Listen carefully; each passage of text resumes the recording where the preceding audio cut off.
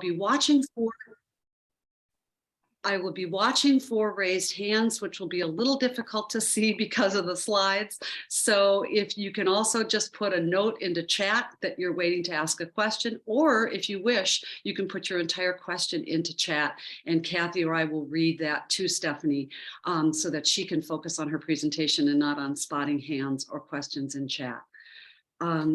Upcoming next month, we have an evening presentation from Suzanne Wilhite on Thursday, the 16th of March on ERA, Minnesota. Even closer in time, we have a presentation next Thursday, February 16th at the Edina Senior Center in the Fireside Room on affordable housing in Hennepin County with Hennepin County Commissioner Chris Latondras. And then in April, we'll turn to the environment. Fast fashion, #2 polluter in the world, will be the topic for the morning meeting on Thursday, the 13th of April at 10 a.m.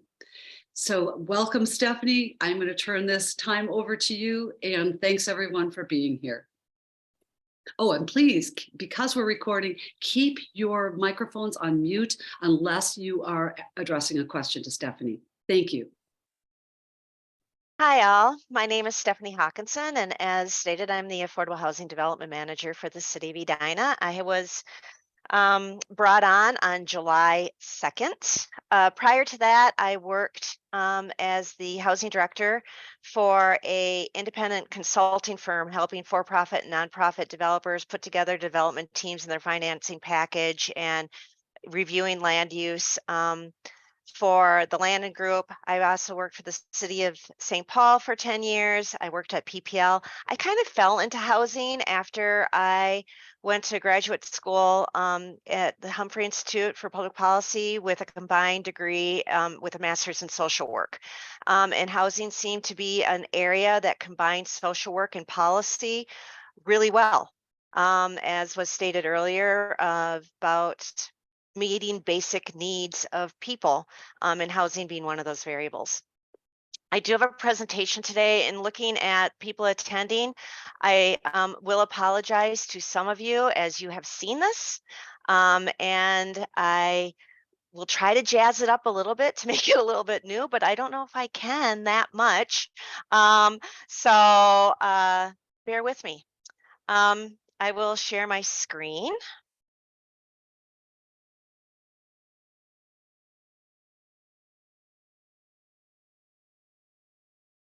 All right, is it in presentation mode for you all?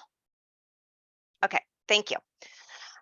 So I'll just start by saying Open Doors Edina. We started that after I was hired. How do we capture the fact that Edina is opening and welcoming to all people of all that need all types of housing and providing a wide variety of housing to meet the needs of people that want to live in the city? So guiding principles that pretty much dictate and really do guide whatever I do. You know, when plans come forward or people bring me ideas or the council says we should look at something, or you know, just looking at data out there, we couch everything against the backdrop of what does the comprehensive plan say? What does the race and equity report say? What is the council's equity statement? And what is the council's statement on engagement? So those really help frame policies and programs as they move forward. And then I wanted to do some grounding. What does affordable housing mean? For some people, that's a scary word or a scary phrase. So what is it? And for others, it's not even really that affordable depending on where your life situation is. So in rental housing in particular, we talk about three main income levels: the 30% AMI, 50% AMI, and 60% AMI. And you'll probably hear this if you ever read staff reports or go to council or HRA meetings or anything with affordable housing, these are things that are talked about. AMI, area median income. And it's not just for Edina. We look at it for Hennepin County. We base it on tables that are published by the IRS and then posted on Minnesota Housing's website. So this is not something that we create in-house. This is something that has a common definition for bankers, investors, developers, people, government entities in our community. So the income limits for 30%, just as an example, is $24,660 for one person, or $35,190 for four-person household.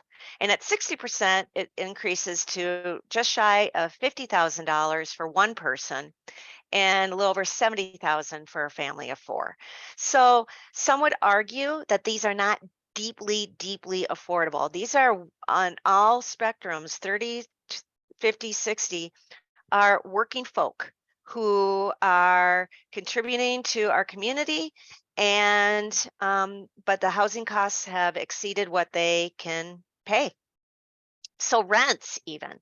For 30%, a studio that could be a really tiny space is $616 a month, up to a studio, again, for at a 60% rent would be $1,200. And a two-bedroom at 60% would be almost $1,600. I was talking to a former council member recently, and he said some of the affordable rents that are deemed affordable are actually exceed his mortgage payment because he bought his house a while ago. So, just putting it in some context. So why are we even doing this? When I first started the job, I was looking through old files and I found newspaper clippings from local newspaper from the 80s talking about a call for affordable housing. So this is not a new issue. It's becoming a more highlighted issue. So my position and the city's really focus on affordable housing was citizen driven. We do a quality of life survey every other year, and it seemed like consistently this was coming up. We need to address affordable housing. And plus, council members and staff do get a lot of communication from city residents. It's data driven. Prior to COVID, at any rate, I don't know if we've quite bounced back yet. 40,000 people were driving into the city for work each day. That is a lot of people on the road. Some, granted, were taking the bus, but a lot were single-use drivers. And we talk about congestion and having 40,000 people come into the city for work, but the wages of the jobs in the city were not at a level that would allow people to live in the city. So they were commuting from elsewhere. 44% of renters are cost burdened. So cost burden means spending more than 30% of your income on rent. And that is also true. There are also homeowners who are cost burdened as well. And it was mandate driven. We work with the Metropolitan Council. We are interested in having a relationship with them with sewer, water, roads. And they look at data, through the metropolitan area. I can't speak exactly for them what all the extent of their boundaries, but they look at data and they look at projected growth, migration patterns within the state, incomes, job incomes. They put these variables together, and then they designate a affordable housing goal or need for each community. And for Edina, for this recent comprehensive plan, it was 1,804 new units of affordable housing are needed by 2030. And Stephanie, we have our first question from Susan. Sure. Susan, do you want to unmute and ask your question? Yeah, I was just asking how many of the 40,000 work at Fairview or in Health Fairview, Southdale. I just know it's a big employer in town, so.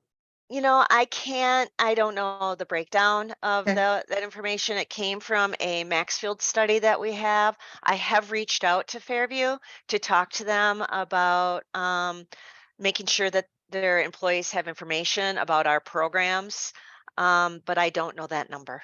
Okay, that's all right. So Another thing that we've all seen is rapidly increased housing values. Housing is becoming more expensive. So if you look on this graph, if you look at Edina compared to other, Southwest Minneapolis, Bloomington, Eden Prairie, Minnetonka, Hopkins, St. Louis Park, and the Twin Cities generally, and you look at it over time. So this was from the Maxfield study, so it's a little dated, but I have numbers at the top of the graph about median values. Is that Edina is more expensive, clearly, than other communities. And even within Edina, the costs are increasing. Their costs are increasing in every community. Southwest Minneapolis, between 2018 and 2019, look at that huge jump. So the cost of housing is increasing, but wages are not keeping pace. So on the graph to the left, and again, apologies to those who have seen this ad nauseum. I was just wanting to do some comparisons, looking at housing values in Edina to minimum wage. I mean, I don't think the intent is necessarily to meet housing prices that meet minimum wage, at least on the ownership level, but just showing, just for illustrative purposes, in 1985, the median price of a house in Edina compared to minimum wage, if you had a two-person working household and if they were making even just above minimum wage, in 1985, it was conceivable that they could buy a home in the city. Then looking at 2021 and 2022 and comparing a minimum wage to median priced home in Edina, it's just growing. The gap between entry-level workers, service workers, and housing costs is just a dramatic divergence. In 1985, it was not that long ago. And so this has been a pretty rapid increase in housing costs. All right, so let's not look at minimum wage. Let's look at employers in the city and what workers in the city can pay. So we look, and this information comes from Deed. We looked at education and health services, leisure and hospitality, and public administration. And we also looked at the annual mortgage payments. So if you take 30% of your income towards your housing costs and you work in these different industries, and then what mortgage payment would be on an annual basis. So back 20 years ago, health and education services and public administration per the median price of a home in Edina, it was a lot closer than if you look at now. It's just diverging. So these are high skilled, high educated employees, and whether or not, and the divergence of housing prices and those employees that are in the city. I looked at it slightly differently. So I looked at those same, taking the data from Deed of what incomes were and what those different incomes could, what mortgage they could support, the incomes of those big industries in the city, what they could buy in a house. 20 years ago, elementary school teachers and public employees could afford a median priced home in Edina. Our wages, our average wages was sufficient enough to buy a median priced home in Edina. 20 years later, that has diverged. That the big employers, big skilled employers, again, it just reinforces the previous graph. The housing prices have dramatically outpaced wages. Is that a bad thing? For some, no. I mean, the taxes, are based on housing values. It's more income to the city to provide services. But if you're thinking about, just change in 20 years and who is able to move into the city. So then we looked at development history. Between 2010 and 2020, 100% of the new affordable housing options were all rental. But you split that up, you dive a little deeper, 7% of the new rental housing was actually affordable. So 100% was within that 7% of new housing. And 0% of affordable options were ownership during the last comprehensive plan. And the last comprehensive plan, we had a goal of 212 units of affordable housing. So that even jumped up from 212 to 1804, one comprehensive plan to the next, to just show the increase of need.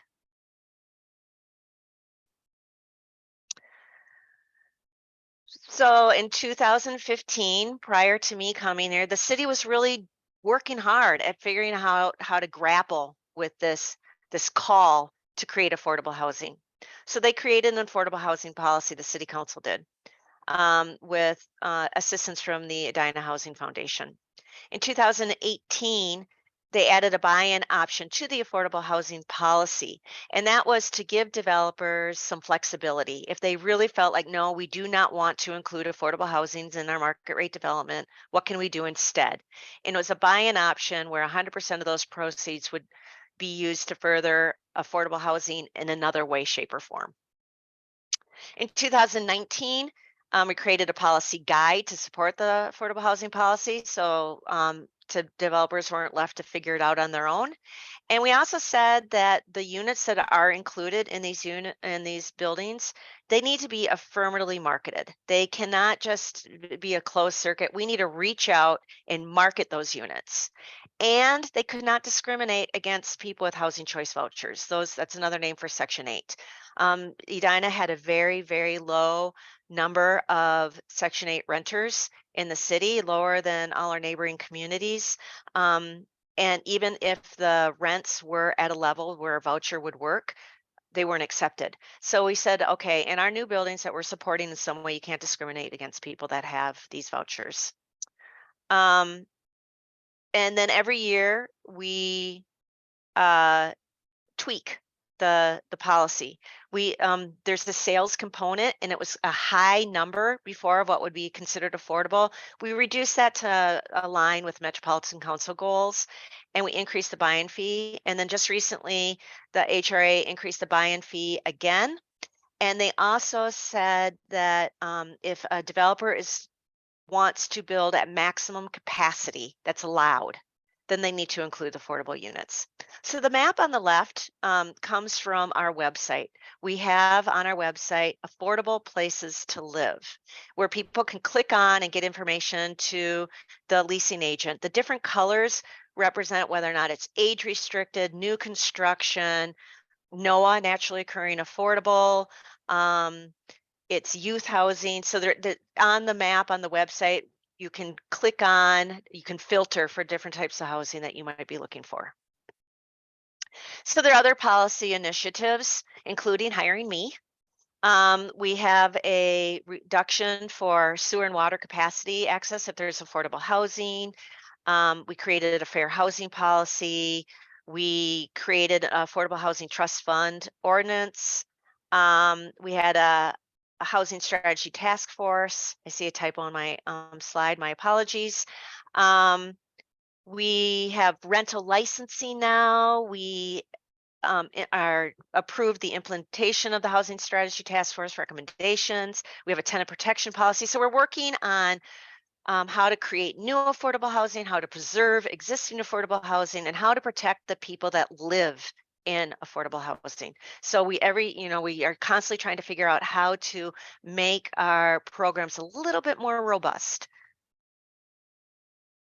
So here's our goals. I mentioned that 1804. So since that's been approved since 2020, 341 new affordable housing units have been approved. That does not mean they've been delivered because construction takes a while, but they've been approved. That's 18.9%. Now, again, the previous comprehensive plan, 212 was our goal for 10-year period. We have 341 that's been approved. It's still only 18.9%, but we're on our way. It's 2023. We have time. The goals are broken down by income levels. We are doing well in our 31 to 50% area median income levels because those are what's really covered by our policy. We're not doing quite as well for the deeply affordable, but we're on our way. So where is some of that affordable housing? In green are all those that are market rate developments that have included affordable units. In blue are all the 100% affordable developments. And again, the affordable developments and new construction goes back to those tables where for a 50% area median income, 1-bedroom unit, it's $1,100 rent. So that's what we're talking about is affordable, is $1,100 rent for a 1-bedroom. So if you're a senior on a fixed income at Cornelia View, even though it's 100% affordable, for some, that's a reach. And I will acknowledge that, but we also need to make sure the financing works with bank loans and other things. If we wanted to go more deeply affordable, it would require a lot more gap. And there is still some concerns raised by how deeply affordable do we want to go. So there's a perception issues that we needed to address. There's reality. There's financing. It's a juggling act. But so these projects all do, and this is since 2020. Some were approved prior to 2020, but that have come online. So just a little bit about some of our affordable housing, the 100%, the 3 blue ones. We have the Sound at 76 that was created by Aon. It's a family development, 70 units affordable housing. I've driven by there when the school bus is dropping off kids, and it's a long line of little kids getting off the school bus. There's a big playground in the back. So they have 1, 2, and 3 bedroom units. We had used TIF. We created a TIF district for them.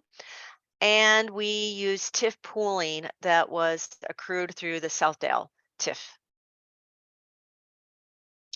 Amundsen Flats. This is at 70th and Cahill. It's 62 units of family affordable housing, 1, 2, and 3 bedroom units, and they just use TIF pooling. We use TIF pooling for the for the HRA to acquire the land from the Edina Housing Foundation and then sell it at a reduced cost. That was all the gap that it was a reduced land cost. And then Cornelia View that is under construction at 4040 West 70th. That's going to be 118 units with using TIF and TIF pooling. 118 units was how the land was guided in the comprehensive plan, so it did not need a variance for density. This is true for the Amundsen Flats.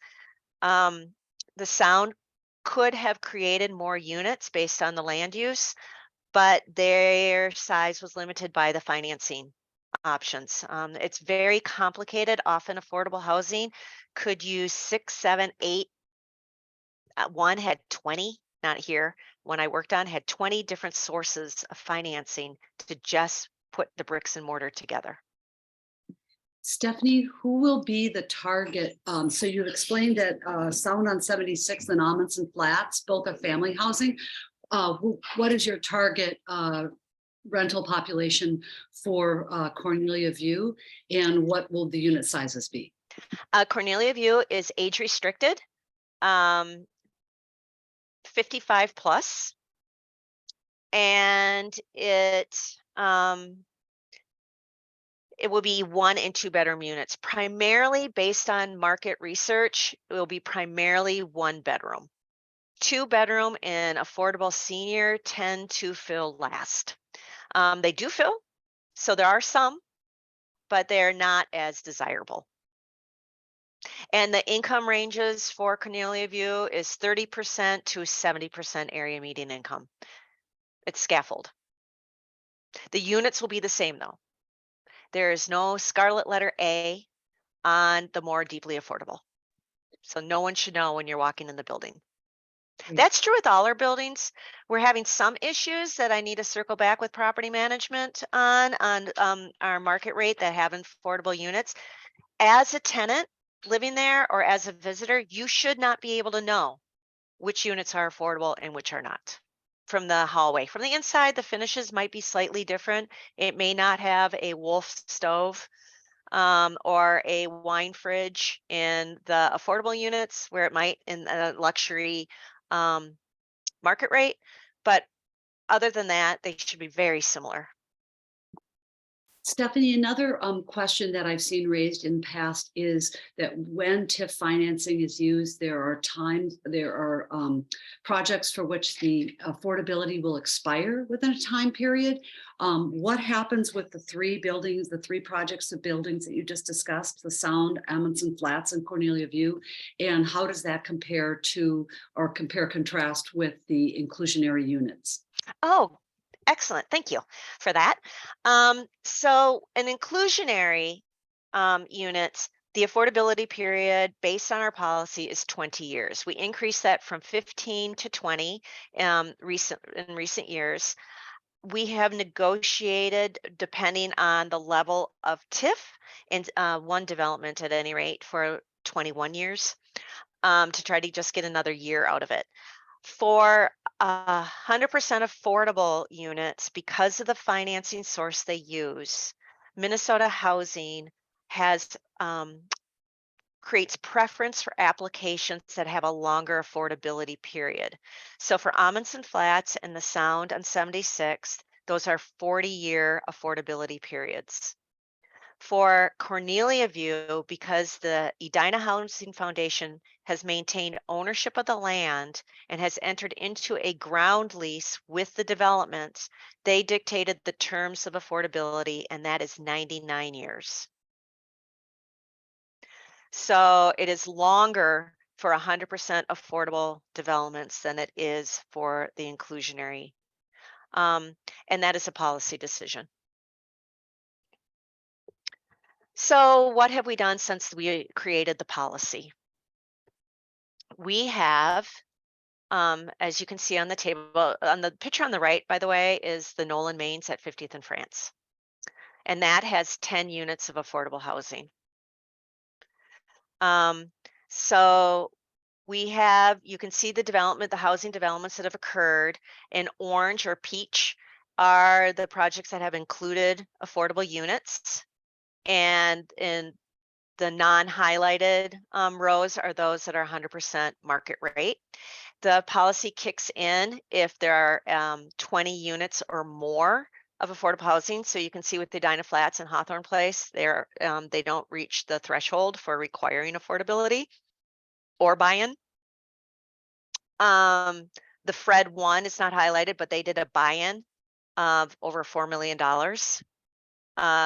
And 7001 France and Valley View did a buy-in. They have not done a buy-in yet, but that's what they're opting for.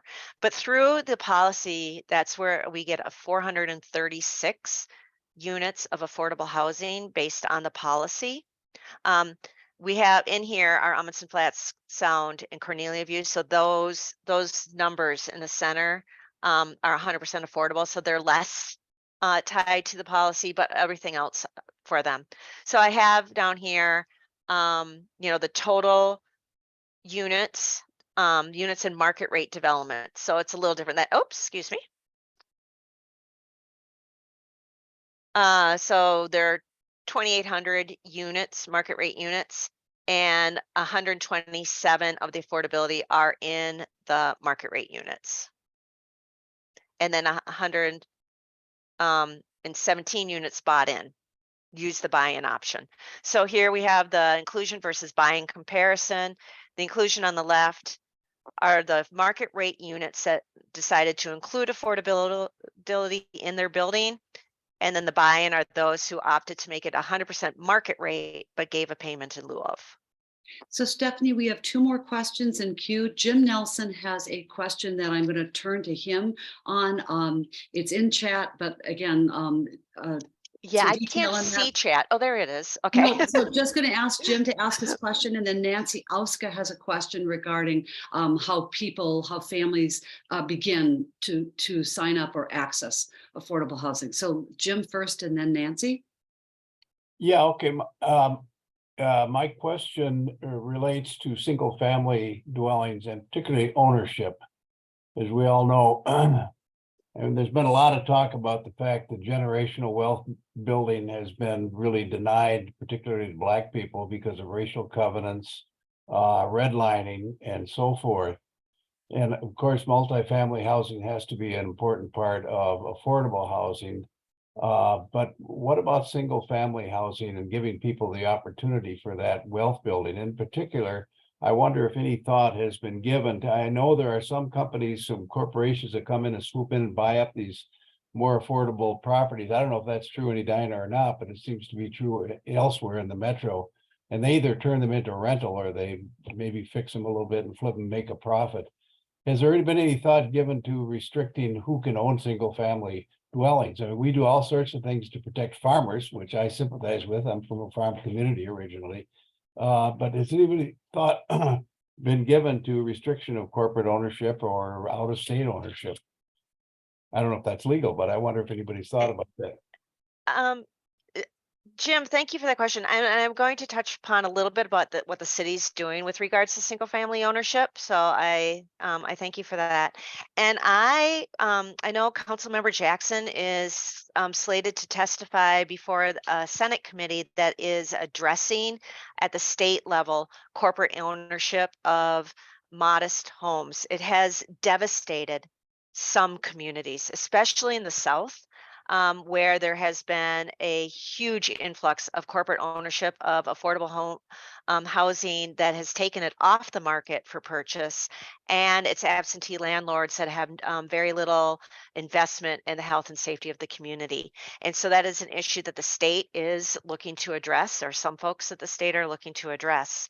And we are on our level making baby steps on trying to address housing disparities. And if I may approach that and later in this presentation, and if you have follow-up questions, I'm more than happy to answer them, if that's all right. That's great. Thank you very much. Thanks, Stephanie. Now Nancy, Nancy's question.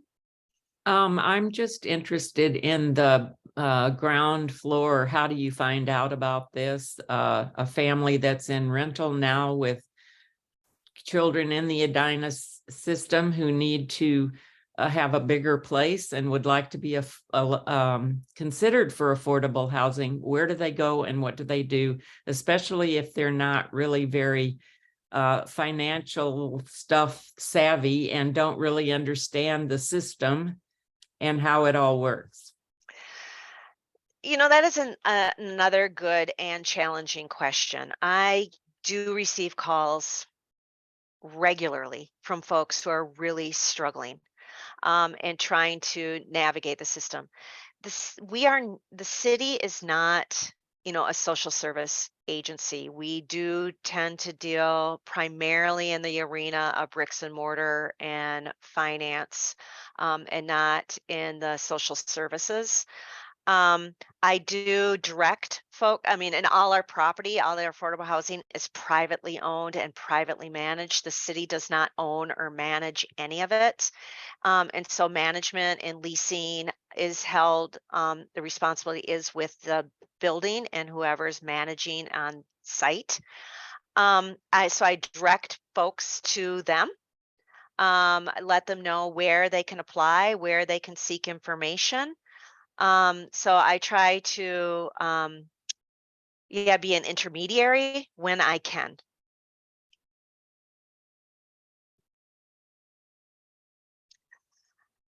There has been some discussion about why are we even allowing buy-in? I mean, we should just if you want to develop in Edina, you have to include it. In some other cities, in fact, it's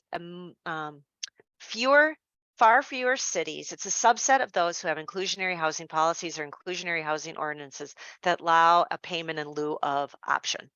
There are a lot more that are creating ordinances and policies for where affordability has to be included in market rate, but not many with this option. There was desire to be more flexible for the developers to not overly scare anyone away from wanting to work in Edina. That was one motivating factor. Another is that there are other ways, to Jim's point, of developing affordable housing, but there are fewer available financing options for making that a reality. So one of the ways that we have benefited from having this payment in lieu of option is creating different programs that serve affordability using these funds. So that it's purely developer buy-in funds. It's not general revenue. It is not a levy. It is not anything on the general taxpayers. It's all buy-in funds that have created these programs. And so I have a list here. Some of the big items are we have a home rehab program. We started it out as a pilot, not knowing if there'd be any interest whatsoever. And it started with $250,000. It's now $1.5 million. There are 41 participants in this rehab program. They can borrow up to $30,000 to fix their home. A vast majority of the people that are participating are seniors. And if they want their home for a long-term affordability and preservation for ownership and not to be torn down by a developer and not to be made into have an investor buy it, but sell it to another family who will raise their kids in this home. If they sell it to one of either the HRA or one of our partners, we tend to not buy directly. The loan is forgiven. The rehab loan is forgiven. We also have a partnership with Homes Within Reach, also known as the West Hennepin Affordable Housing Land Trust, where we help subsidize them buying, rehabbing, placing the house into a land trust and selling through the land trust model. And I'll explain that a little bit more. For long-term 99-year ownership affordability. And that program has been awarded $3.3 million. So I am working on a partnership with Habitat for Humanity in the same vein as the one with Homes Within Reach, but stay tuned. So Stephanie, Linda Smith has a follow-up question on how units that are affordable are retain that affordability, or what's done to ensure that. So Linda, if I've misstated that or you have anything to add to that question, please go. Nope, you got it right down. Thank Is you. this for rental or ownership? This is the units that are classified as affordable by the city when you do these programs. How do you know Okay. that they stay affordable when a new renter comes in? We have a third-party compliance officer who checks on them every year. So we look at incomes of new tenants and we look at the rent levels, and rents, it needs to be all costs that are required to live in that building. So if utilities, parking, and base rent cannot exceed the maximum level, so we check.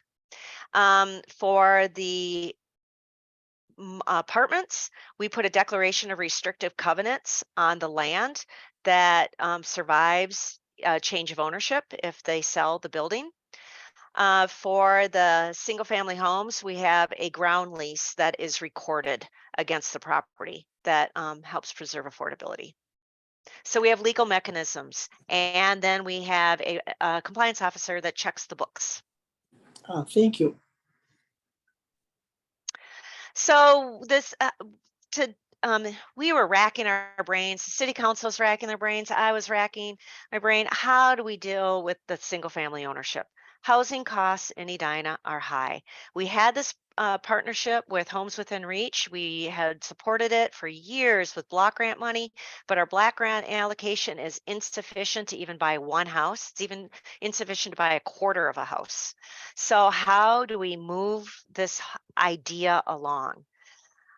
So that's why we created a program using those buy-in funds. But then how do we find these houses? You know, developers are pretty assertive. They go out and they send postcards and they knock on doors and they call and they text. I'm getting those calls and texts where I am in St. Paul too. And, you know, and we didn't want to be a pain to people that live in Edina. We didn't want to enter that fray and say, hey, we're going to start calling you and texting you and knocking on your doors too. And because I don't think people really appreciate that. So we decided to do a soft touch. Just let people know that, hey, if you want to sell your home, you don't want to sell it to a builder, you have really fond family memories raising your kids in your home, and you want someone else to create their own memories, consider us. we are here. We will, but we'll consider buying your home through our partners. So a soft touch. We just sent out a postcard. And at first, people weren't very appreciative.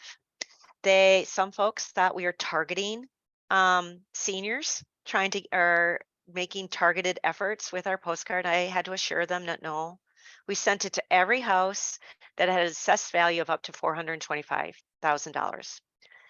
Well, that was the minority votes. That was like 5 people. We have 53 homeowners that have called us up and said, hey, got your postcard, interested in selling. We will not get in a bidding war. We said, we'll look at the assessed value. If you don't like the assessed value, you can get an appraisal. We'll consider the appraised value. And if you're okay with that, then that's how we negotiate the price. What the benefit to them, they would sell to us for less than they could on the open market, for sure. There's no real estate agent involved, so they don't have to pay that commission. So they can keep that commission as part of their sales proceeds. So, and people just thought for legacy's sake that they opted, they want this program, but it's voluntary. It's absolutely voluntary. They have to reach out to us. We sent the postcard a year and a half ago. People kept it in their junk drawer on their bulletin board, and then they're still calling. So Stephanie, I've been contacted in the past by people who've tried, for instance, to buy a house next door because they have in mind what you're talking about, or at least having something on small lots, keeping something in scale. And they have found themselves blocked by realtors because there is that possibility of both the commission on the sale of the house today, but also the possibility, very real potential of an even bigger commission on the sale of the house that will result after that existing house has been torn down and rebuilt. What do you find in terms of response from the real estate community to this program that you just described? I don't think they're a big fan of it. People are selling their homes directly to, right now, Homes Within Reach.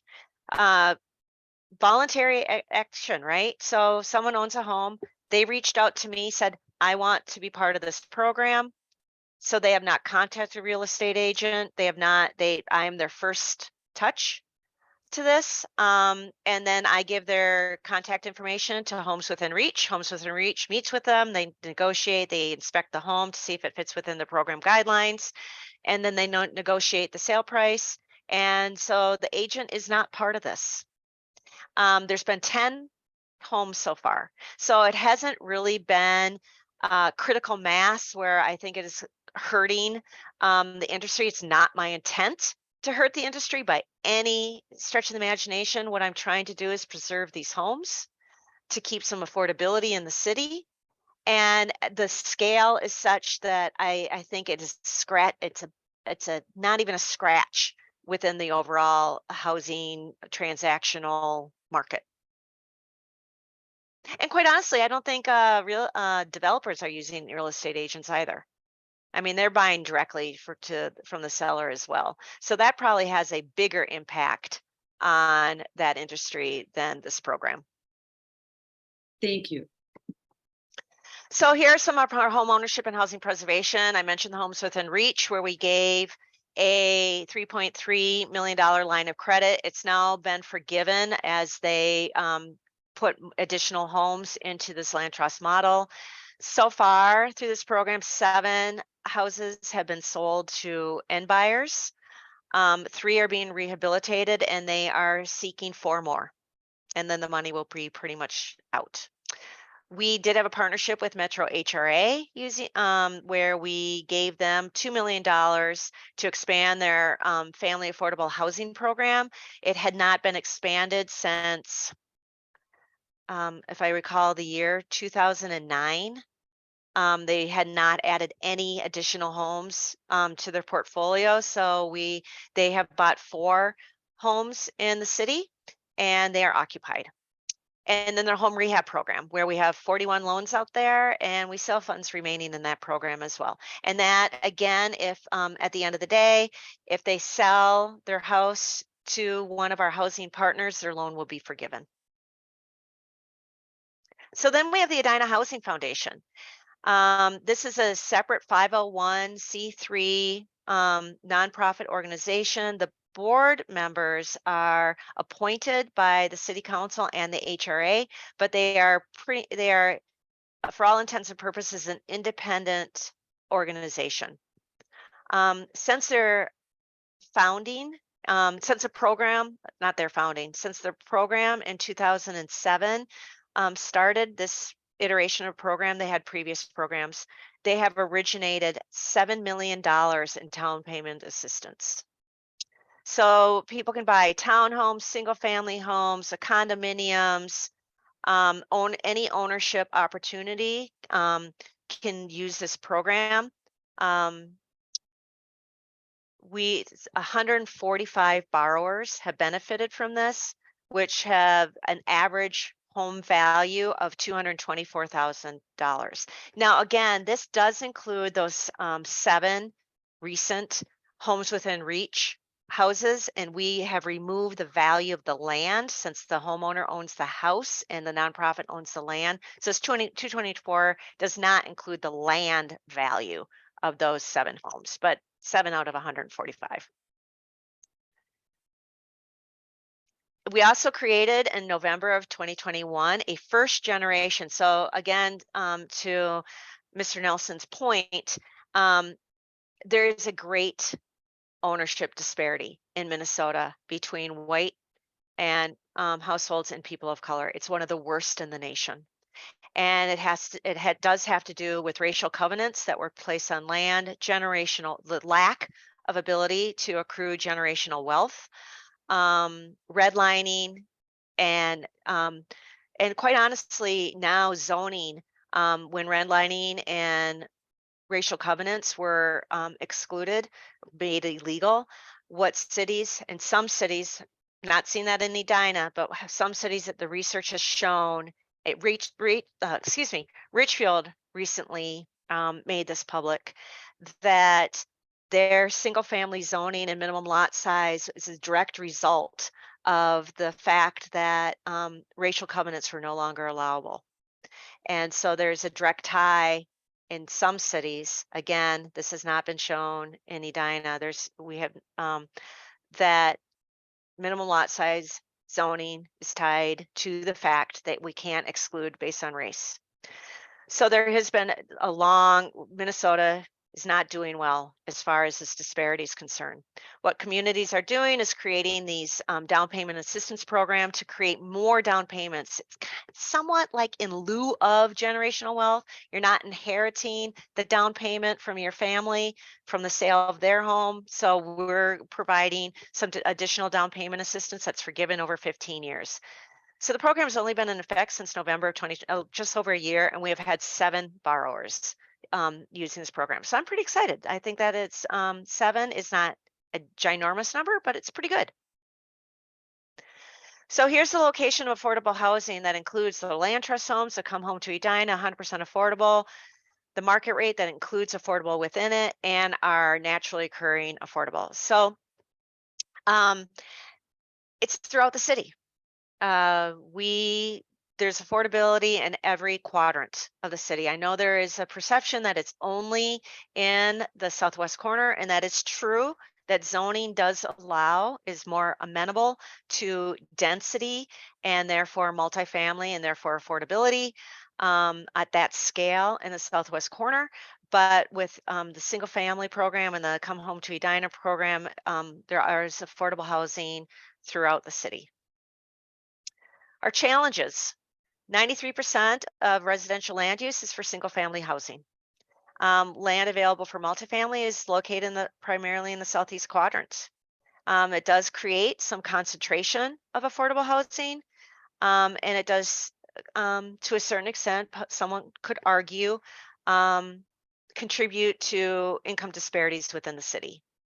We also we're a fully built city where there's just not a lot of available land for redevelopment, and land costs are high.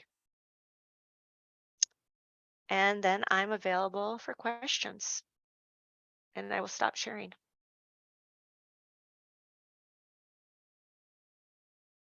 So it looks like there are some more comments and questions in chat. I think, well, Hope has a comment. Hope, do you want to speak to your comment? Yeah, I just want to reiterate what Stephanie has said, and thank you, Stephanie, for raising this. Nationally, single-family zoning has been identified as a major barrier to the wealth gap, and to integration. In other words, to getting rid of segregation. That's essentially what it did. It established socioeconomic and racial segregation, and we have that in Edina. I mean, just look around. And I also will say that this single family zoning has not been around forever. I grew up in Evanston, Illinois. It's in many ways similar to Edina. It's a first ring suburb, but it was built during the streetcar period, and that city is full of, in fact, where I lived, which was 2 blocks from Lake Michigan and about 3 blocks from Northwestern University, where I grew up, we had large single-family homes, beautiful single-family homes on Forest Avenue, very large. And then we had apartment buildings, 3 and 4 stories, and we had duplexes, all within an 8 or 10 block area of where I lived. It did nothing negative to property values.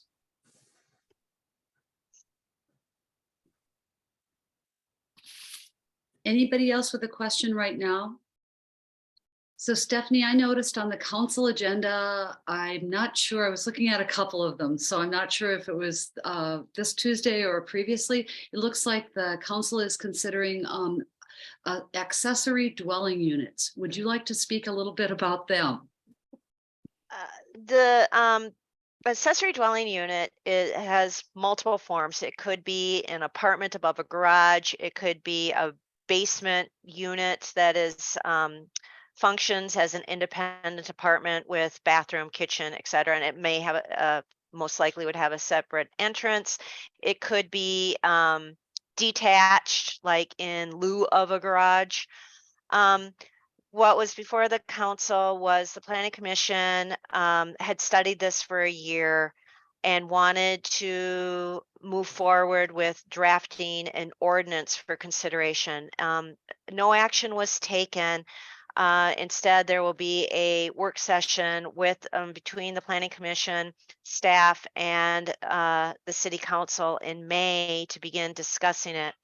Accessory dwelling units were cited on the Housing Strategy Task Force implementation plan, the comprehensive plan, the climate action plan, and the race and equity inclusion plan is something that should be looked at and considered. It is there's questions about it because essentially it could create 2 individual dwelling units on one single family parcel. And so what are the implications with regards to density? Will it double the density within single family zoning?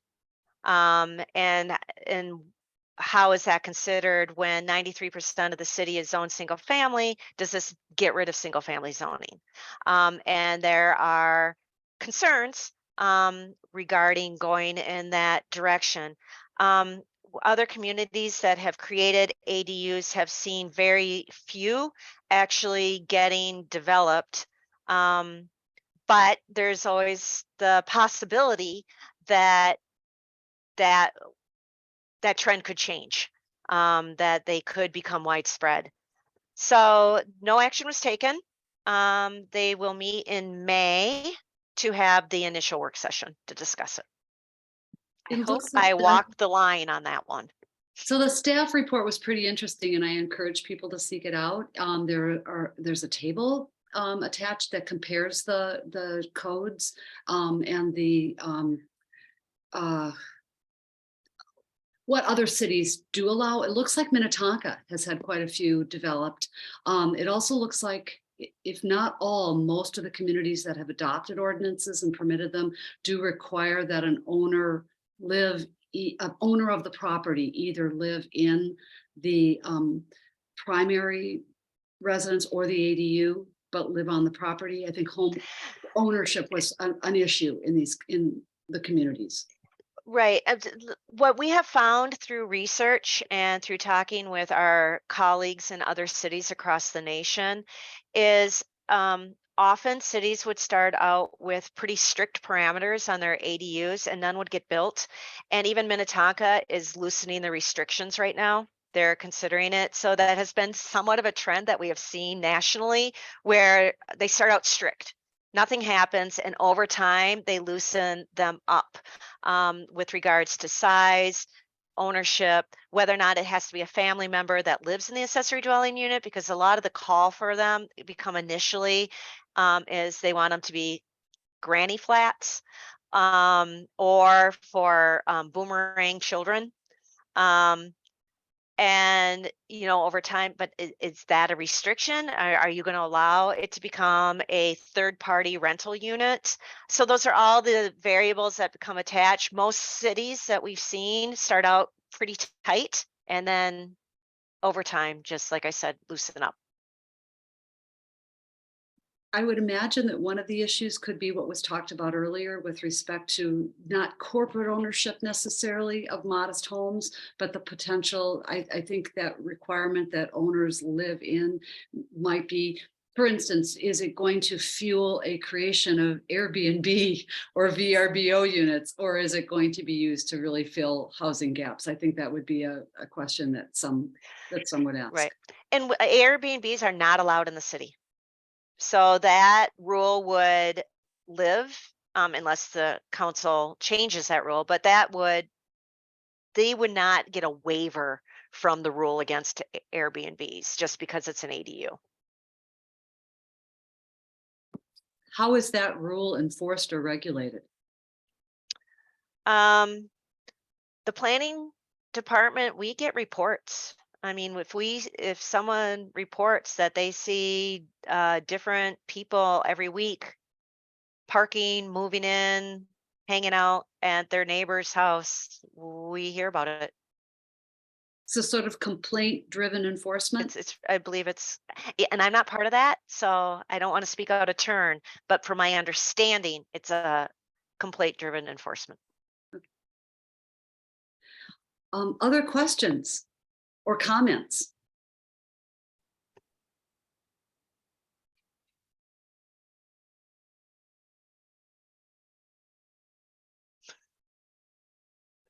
Calling one last time for other questions or comments.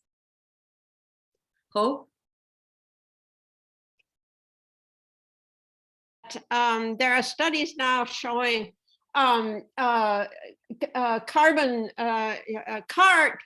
transportation is a major driver of carbon emissions. And of course, our land use patterns are connected with that, such that the lack of affordable housing near jobs and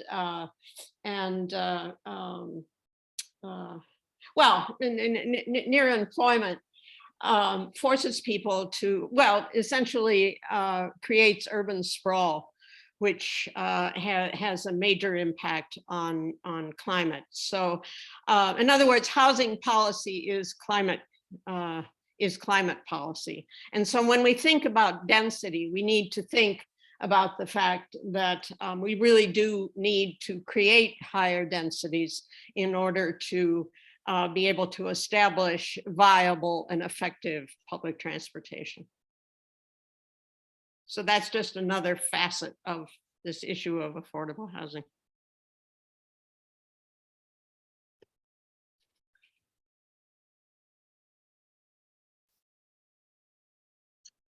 Looks like new comments in the chat. And Stephanie, praise for your presentation, and Just great comments and timely. I think this has been a really timely presentation. We know that interest has existed. This is the second time, Stephanie, that you've presented to League. Thank you very much. Pre-pandemic, we were at City Hall for an evening along with representative of the Met Council and the Roseville Area League, which had done a study and taken a position on affordable housing, to that question that someone raised very early this morning about whether or not League had a position. Roseville Area League actually did a study and wrote a position based on it. Any other questions or comments? Thank you, Stephanie, very, very much. This is really fascinating and encouraging. I think so much is being done and money's being used so creatively, wisely, and as you pointed out, around the city. Thank you so much for your work. Well, thank you for having me. I'm more than happy to come anytime. And actually, I'm off to testify to the Senate Committee on Yeah. Affordable Housing Trust Fund. So it is a timely issue for sure. Wonderful. Hope that goes well. And I look forward to seeing folks next Thursday in person. To that question earlier about when are we going to be together in person. Next Thursday evening at 7 o'clock, Hennepin County Commissioner Chris Latondras will be speaking about Hennepin County's work with affordable housing. And that will be at the Edina Senior Center downstairs from the Grandview Library. And there's plenty of parking up on that library level. So please don't let that tiny parking lot at the Senior Center dissuade you from attending. Hope to see you next week, Thursday the 16th. Thank you. Kathy, do you have anything to add? Or Susan? Oh, All right. no, just thank you to Stephanie. Thank you very much.